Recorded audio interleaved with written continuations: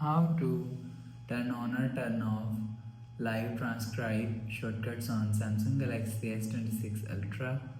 Let's start the video. First of all, go to App Library. Here click on Settings app.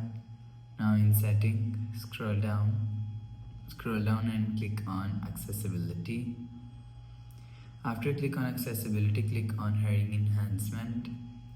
After click on Hearing Enhancement, click on Live Transcribe.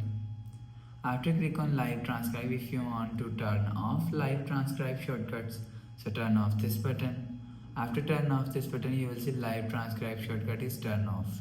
If you want to turn on Live Transcribe shortcut, so turn on this button. After turn on this button, you will see Live Transcribe shortcut is turned on. You will turn on or turn off Live Transcribe shortcuts from here. After the process, go back to home screen. So that's how you can turn on or turn off live transcribe shortcuts on Samsung Galaxy S26 Ultra.